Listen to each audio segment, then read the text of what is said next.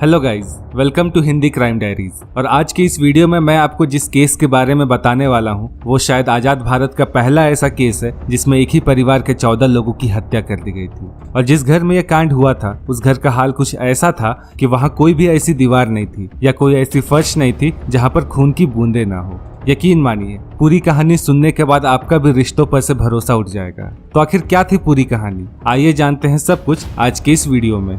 कहानी शुरू होती है महाराष्ट्र के थाने शहर से, जहां कसार वाडावली नाम की एक जगह थी। इस जगह पर 2 मंजिला एक घर था जिसमें वारेकर फैमिली नाम की एक फैमिली रहती थी। घर के मुखिया थे अनवर वारेकर और उनकी पत्नी थी असगरी वारेकर। इनके 5 बच्चे थे जिसमें 4 बेटियां थी और एक बेटा था। बेटे का नाम था हसनैन और बेटियां थी सबीना, बतुल, मारिया और सोबिया। इन 5 बच्चों में से 4 बच्चों की शादी हो गई थी, लेकिन बतुल की शादी नहीं हुई थी क्योंकि इसकी मेंटल हेल्थ उतनी ठीक नहीं थी और इसकी दवाइयां भी चालू थी। हसनैन की बीवी थी जबिन वारेकर और इन दोनों की 2 बेटियां थी, मुबाशिरा जिसकी उम्र 6 साल थी और उमेरा जिसकी उम्र 4 महीने थी। वहीं अगर 3 बेटियों की बात करें तो सबीना के 2 बेटे थे और एक बेटी थी, मारिया के 2 बेटे थे और सोबिया की एक बेटी थी जिसकी उम्र थी 5 महीने। ये एक संपन्न परिवार था जिसमें पैसों की भी कोई कमी नहीं थी। बेटा हसनैन कॉमर्स में ग्रेजुएट था और एक अच्छी खासी नौकरी करता था। हसनैन एक बहुत ही शरीफ लड़का था जिसकी किसी से कोई अनबन नहीं थी और सिर्फ अपने काम से काम रखता था।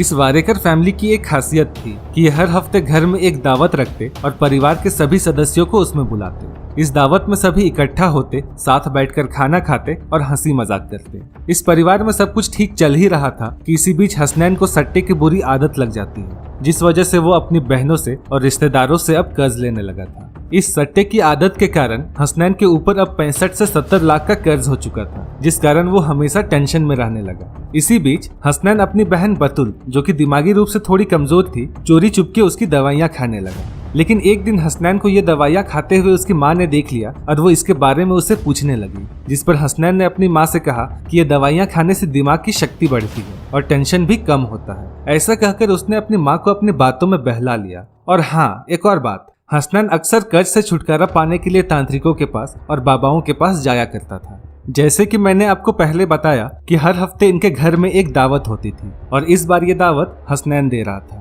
उसने अपनी तीनों बहनों को दावत के लिए इनवाइट किया और सभी आने के लिए तैयार भी हो गए। लेकिन हसनैन ने अपनी बहनों के पतियों से कहा कि यह दावत 2 दिन की है, इसलिए आप सभी दावत के दूसरे दिन आ जाना। मतलब कि बहनों के लिए दावत 27 फरवरी 2016 यानी शनिवार के दिन थी और वहीं उनके पतियों के लिए दावत 28 फरवरी को थी यानी कि संडे के दिन। उसने दावत में 3 और लोगों को बुलाया था जिनसे इसने 15-15 लाख रुपए का कर्ज ले रखा था। अब 27 फरवरी 2016 का दिन आया। इस दिन छोटी बहन सोबिया ने अपने भाई को फोन लगाकर बोला कि वो दावत में अगले दिन आएगी क्योंकि उसे घर में कुछ काम है। लेकिन ये सुनकर हसनैन सोबिया के घर गया और उसे मना कर उसे और अपनी 5 महीने के भांजी को घर ले आया। अब शाम का समय होने लगा और धीरे धीरे घर में सभी पकवान बनने लगे और हसनैन सबके लिए डेजर्ट में फालूदा लाया था। अब धीरे धीरे घर में सभी लोग आने लगे सिवाय उन 3 रिश्तेदारों के जिन्हें हसनैन ने बुलाया था। वो दावत में नहीं आए क्योंकि उन लोगों को कुछ काम आ गया था। घर में अब कुल 16 लोग थे, माँ, बाप, 5 भाई बहन, भाई की पत्नी और 2 बेटियां, ये 10 लोग हो गए और इनके अलावा 6 भांजे भांजियां, कुल मिलाकर 16 लोग। सभी लोगों ने आराम से खाना खाया और ढेर सारी बातें की। फिर खाना खाने के बाद हसनैन ने सबको फालूदा सर्व किया और फालूदा खाकर सभी लोग अपने अपने कमरों में सोने के लिए चले गए। वैसे मैं आपको बता दूं कि हसनैन ने जो फालूदा सबको सर्व किया था उसमें उसने नींद की गोलियां मिला दी थी जिससे कि कोई भी आवाज उन्हें नींद से जगा ना सके। अब माँ और बेटी बतुल, जो कि मानसिक रूप से कमजोर थी, वो दोनों ग्राउंड फ्लोर के लिविंग रूम में ही एक कारपेट पर सो गए। सोबिया बगल के कमरे में सोने चली गई और बाकी सभी लोग फर्स्ट फ्लोर पर चले गए। क्योंकि घर के सभी बच्चे फर्स्ट फ्लोर पर चले गए थे इसलिए सोबिया की 5 महीने की बेटी को भी अपने साथ ऊपर ले गए थे। अब आती है 27 फरवरी 2016 की वो काली रात जिसने एक ही रात में पूरी की पूरी वारेकर फैमिली का अंत कर दिया। रात के तकरीबन 2:30 से 3 बजे होंगे जब हसनैन उठता है और कुर्बानी में इस्तेमाल किए जाने वाला चाकू लेकर सबसे पहले अपने पिता के कमरे में जाता है और बड़ी ही क्रूरता से अपने पिता का गला काट देता है। जिसके बाद ये दूसरे कमरे में गया जहां पर 2 बहनें और 6 बच्चे सो रहे थे। इसने एक एक करके सभी लोगों का गला काट दिया और फिर ये गया अपने कमरे में जहां इसकी पत्नी और 2 बेटियां सो रही थी। इसने पहले 4 महीने की बेटी का और फिर 6 साल की बेटी दोनों का गला काट दिया। इसी बीच पत्नी जबिन की नींद खुल गई और दोनों बेटियों को खून से सना देख वो सन्न रह गई। फिर हसनैन चाकू लेकर अपनी पत्नी की तरफ बढ़ता है। उस वक्त उसकी पत्नी जबिन इतनी ज्यादा डर गई थी कि उसके मुंह से आवाज भी नहीं निकल रही थी। वो तुरंत सीढ़ियों की तरफ बढ़ती है और वो सीढ़ियों से उतरने ही वाली थी कि तभी हसनैन उसको पकड़ लेता है और उसका गला काट देता है और जबिन वहीं तड़पते हुए सीढ़ियों पर दम तोड़ देती है। अब फर्स्ट फ्लोर पर जितने भी लोग थे उन सभी लोगों को हसनैन ने मार दिया था, जिसमें पिता, पत्नी, 2 बेटियां, 2 बहनें और 6 भांजे भांजियां, कुल मिलाकर 12 लोग मारे जा चुके थे। अब घर में सिर्फ बची थी उसकी माँ, मानसिक रूप से कमजोर बहन बतुल और छोटी बहन सोबिया। बीवी का कत्ल करने के बाद हसनैन नीचे आया जहाँ पर उसकी माँ और बहन बतुल सो रहे थे। फिर हसनैन धीरे धीरे बतुल के पास आता है और बड़ी ही क्रूरता से उसका भी गला काट देता है। इसी बीच उसकी माँ भी नींद से उठ गई और अपनी बेटी को मरते हुए देख उसकी चीख निकल गई। हसनैन घुटनों पर बैठा था और वो भी खून से सना हुआ। इसी बीच माँ की आवाज सुनकर छोटी बहन सोबिया भी नींद से जाग चुकी थी और वो जैसे ही रूम से बाहर आती है अपने सामने अपनी माँ और बहन के लाश को देखकर डर जाती है, लेकिन फिर भी वो भागते हुए अपने माँ के पास जाती है। हसनैन भी बड़ी चाकू लिए वहीं पर खड़ा था। इससे पहले कि सोबिया कुछ बोल पाती, हसनैन उसके बालों को पकड़कर उसका भी गला काटने की कोशिश करता है, लेकिन किसी तरह सोबिया अपने आप को भाई के चुंगल से छुड़ाकर एक कमरे की तरफ भागती है। लेकिन फर्श पर इतना खून पड़ा था कि भागते समय सोबिया के पैर खून पर पड़ते हैं और वो डिसबैलेंस होकर फिसलकर तेजी से एक दीवार से जा टकराती है। तब तक हसनैन भी उसके पास आ जाता है और उसका हल्का सा गला काट देता है, लेकिन किसी तरह सोबिया अपने आप को अपने भाई से छुड़ा लेती है और पास ही के कमरे में अपने आप को बंद कर लेती है। सोबिया की किस्मत अच्छी थी कि उसे ज्यादा चोट नहीं लगी, लेकिन फिर भी उसके गले से खून तो बह रहा था। वो अपने गले को हाथों से पकड़े रहती है ताकि ज्यादा खून न बहे। जिस कमरे में सोबिया ने खुद को बंद किया था उस कमरे में एक खिड़की थी जो कि मेन रोड की तरफ खुलती थी। सोबिया मदद के लिए वहां से जोर जोर से चिल्लाती है, लेकिन फिर भी उसके गले में एक गहरा कट था जिस कारण उसे बहुत ज्यादा तकलीफ हो रही थी। इसी बीच हसनैन कमरे के दरवाजे को जोर जोर से पीट रहा था और बोल रहा था कि अगर तुमने इस दरवाजे को नहीं खोला तो मैं तुम्हारी बेटी को भी मार डालूंगा। लेकिन उसने पहले ही फर्स्ट फ्लोर पर मौजूद सभी लोगों को इंक्लूडिंग सोबिया की बेटी को मार दिया था। इधर सोबिया जोर जोर से खिड़की पीट ही रही थी कि तभी सोबिया की आवाज सुनकर कुछ लोग वहां पर आते हैं और सोबिया को दरवाजा खोलने को कहते हैं। तब सोबिया बताती है कि बाहर उसके भैया खड़े हैं और उन्होंने उसकी माँ और बहन को मार दिया है और उसका ये हाल किया है। अब धीरे धीरे वहां पर कई सारे लोग जमा होने लगे और एक साथ खिड़की तोड़ने की कोशिश करने लगे। कुछ लोग खिड़की तोड़ रहे थे तो वहीं कुछ लोग मेन डोर से हसनैन को आवाज लगा रहे थे। सोबिया का बहुत खून बह चुका था, इसलिए धीरे धीरे वो भी बेहोश हो रही थी। इसी बीच किसी ने पुलिस को कॉल लगाया और सारी जानकारी दी।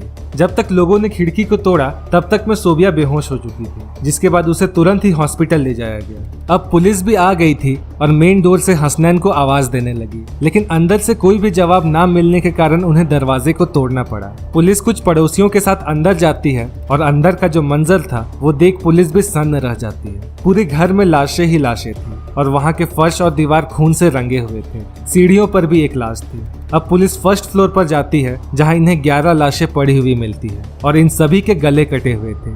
इसी बीच पुलिस की नजर एक और लाश पर पड़ती है जो कि पंखे से लटकी हुई थी और उस लाश की पूरी बॉडी खून से सनी हुई थी और उसके हाथ में एक धारदार चाकू था। वो लाश किसी और की नहीं बल्कि हसनैन की थी। हसनैन के मरने के बाद भी उसके हाथ से वो चाकू नहीं छूटा था। इस चाकू को देखकर पुलिस को लग रहा था कि कहीं न कहीं इसी चाकू से सबके गले कटे होंगे, जिसके बाद पुलिस उन सभी 15 बॉडीज को पोस्टमार्टम के लिए हॉस्पिटल भेज देती है। सोबिया हॉस्पिटल में बेहोश पड़ी थी क्योंकि उसका बहुत सारा खून बह चुका था। उसके गले पर 20 टांके लगे थे। इससे आप अंदाजा लगा सकते हैं कि उसके गले का कट कितना गहरा होगा। अब धीरे धीरे सोबिया खतरे से बाहर आती है और पुलिस को सारा बयान देती है। जो कुछ भी उसने देखा था वो सब कुछ वो पुलिस को बताती है। सोबिया ने बस अपनी माँ और एक बहन का कत्ल होते हुए देखा था और वो पुलिस के सामने भी बस यही बताती है। बाकी की कहानी तो पुलिस को इन्वेस्टिगेशन से पता चली थी। सोबिया के बयान से और पूरी इन्वेस्टिगेशन से ये तो पता चल गया था कि मर्डर किसने किया है, लेकिन पुलिस को अब भी एक बात खटक रही थी कि एक ही परिवार के 14 लोगों को घर का बड़ा बेटा आखिर क्यों मारेगा। आखिर इसकी क्या वजह रही होगी कि इसने इतनी ज्यादा दरिंदगी से घर के सभी लोगों को मार दिया, यहाँ तक कि इसने 4 से 5 महीनों के बच्चों तक को नहीं छोड़ा। अब पुलिस हसनैन के कॉल रिकॉर्डिंग्स को खंगालती है, लेकिन पुलिस के हाथों यहाँ कुछ भी नहीं लगता। बल्कि लोगों के अकॉर्डिंग तो हसनैन बहुत ही सीधा साधा लड़का था जो कि बड़ों की बहुत इज्जत करता था। लेकिन आगे की इन्वेस्टिगेशन में ये पता चला कि हसनैन को शेयर मार्केट की लत लग गई थी, जिस वजह से वो लोगों से और रिश्तेदारों से कर्ज लेने लगा था और बिना किसी जानकारी के कहीं भी इन्वेस्ट कर देता था। इसी कारण ये पूरा कंगाल हो चुका था और कर्जे में डूब चुका था। इसने दावत में 3 और लोगों को बुलाया था जो किसी कारण नहीं आए और उनका नसीब अच्छा था कि वो तीनों बच गए। जब इस केस को ध्यान से देखा गया तो पता चला कि 27 फरवरी को इसने जिस को बुलाया था उन सभी लोगों से इसने कर्ज ले रखा था, जैसे कि माँ, बाप, तीनों बहनें और वो 3 रिश्तेदार। और वैसे भी सोबिया जिंदा बच गई थी, वरना अगर वो भी मर जाती तो शायद इस काम को करने के बाद हसनैन भी वहाँ से कहीं फरार हो जाता। लेकिन सोबिया जिंदा बच निकली, इसलिए शायद हसनैन ने आत्महत्या कर ली। लेकिन इस मास मर्डर का एक और एंगल भी था। सोबिया ने बताया कि कुछ दिनों पहले उसकी बहन बतुल, जो कि मानसिक रूप से थोड़ी कमजोर थी, उसने एक सच्चाई बताई थी कि उसका भाई हसनैन उसके साथ कुछ गलत व्यवहार करता था। वैसे जब मैंने इससे रिलेटेड 2-3 आर्टिकल्स पढ़े तो उनमें से कुछ में लिखा हुआ था कि हसनैन ने अपने बहन के साथ दुष्कर्म किया, कुछ में लिखा हुआ था कि दुष्कर्म करने की कोशिश की। खैर, बतुल ने सोबिया को अपने भाई हसनैन की सारी सच्चाई बता दी।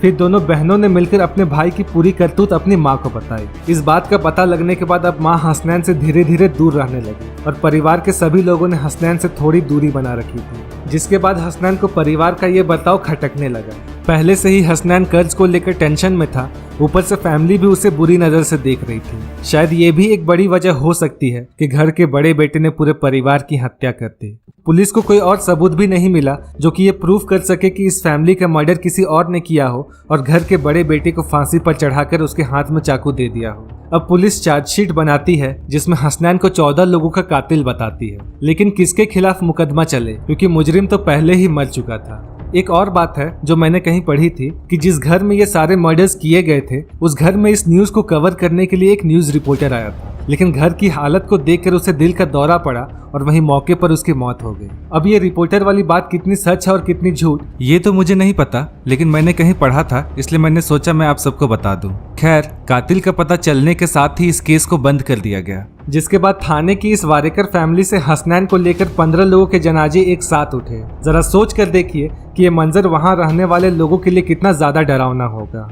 तो दोस्तों, ये थी कहानी वारेकर फैमिली मर्डर की। उम्मीद करता हूँ कि आपको मेरी ये मेहनत पसंद आई होगी। अगर आपको वीडियो पसंद आई तो प्लीज इस वीडियो को लाइक कर दें ताकि मुझे ऐसे ही और वीडियोस बनाने के लिए मोटिवेशन मिल सके। मैं मिलता हूँ आपसे अगले वीडियो में, तब तक के लिए अपना ख्याल रखें, घर पर रहें और सुरक्षित रहें।